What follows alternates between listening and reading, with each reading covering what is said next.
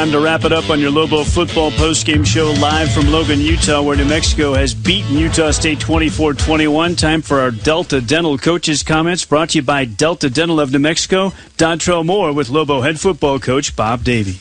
We're here with Coach Davie. First off, congratulations. Tell me a little bit about what's going on in that locker room. 5 wins in a row.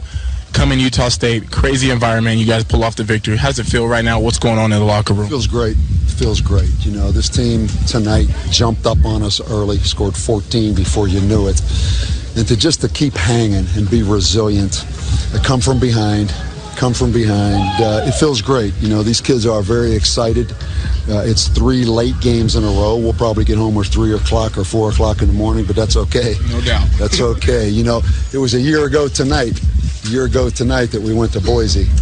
I played that late game and beat Boise in Boise. You know, and if you go back to beating Utah State last year, beating Boise last year, you know, we've come a long way. I'm proud of this football team. As you should be, Coach. I talk about Jason Sanders a little bit today. Obviously, the leg, the power, the 3 field goals, the clutch field goal. He's done it on kickoffs. Talk a little bit about him. Yeah, he's a weapon. He's a weapon, and he's another guy that's overcome some difficulty. Last year he struggled. Again, Corey Borquez as well, our punter, punted us out of some bad field position.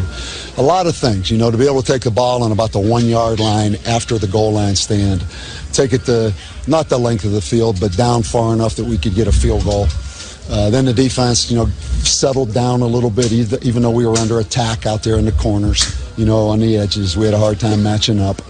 But a huge win, you know, I mean, a huge win to be 7-3 right now. You know, particularly with the blows we took early in the season.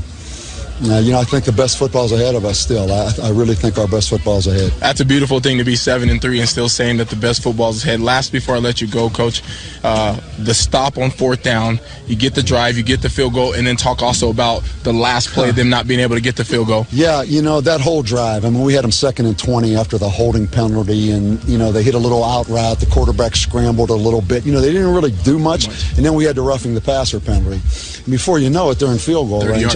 I was really surprised that they called timeout with 16 seconds left. And I didn't know. I thought they would probably throw the ball in the end zone, but I knew what kind of risk that was, because if they get sacked, the game's over. They have no timeouts left. So as soon as he took off running, I felt pretty good. And then, you know, we're stuck with 7 defensive backs on the field because we had substituted 7 DBs. And I thought a great job of not panicking with 7 DBs on the field to just line up and try to block the field goal. Because, as you know, you try to get your regular defense out there. But we didn't substitute. We didn't try to call timeout. And I didn't think the kid got it off. Didn't he? No, sir. It was after the. Was it after? A second or two after. Was it? Short and after the buzzer. Yeah, I know it was short, but I wasn't sure if they counted it or not, if it would have been good. But you know what? We've come a long way. You know, in 2013, this team came to Albuquerque and slapped us around. It was brutal. And to be standing here tonight in 2016, beating them twice, 2 straight years, is significant. And these kids and these assistant coaches deserve all the credit. Well, you deserve a lot of credit, Coach. Congratulations. Obviously, being a part of this and watching this, fun to watch. Congratulations. Go enjoy it with your team. It is, man. I appreciate you very much. Yes, Thank you. Coach. Thank you. Sure. Robert, back up to you. Dontrell Moore with Lobo head football coach Bob Davie. Your Delta Dental coaches' comments brought to you by Delta Dental of New Mexico. Almost 1,000 dentists in New Mexico participate with Delta Dental, the nation's leader in promoting oral health, which is an important part of overall health. Wow, what a night. The Lobos down at 1 point, 21-6, score 18 unanswered points. The game-winning field goal with about a minute to go, and they beat Utah State as they hold on a final Aggie drive. New Mexico 24, Utah State 21 is the final.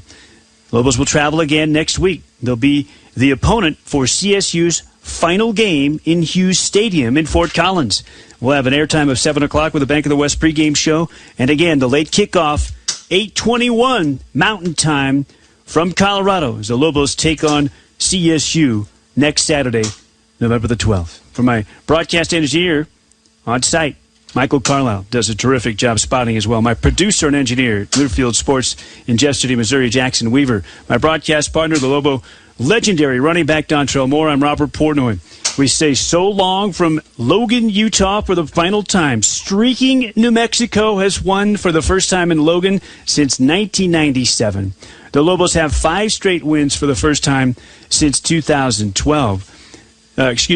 In 12 years, since 2004. And they've improved to 7 wins on the year through 10 games, staring down a possible Mountain Division championship with 2 weeks to go. We'll talk to you next week from Fort Collins. Goodbye, everybody. Lobos 24, Utah State 21, the final score. You've been listening to Lobo Football from Learfield.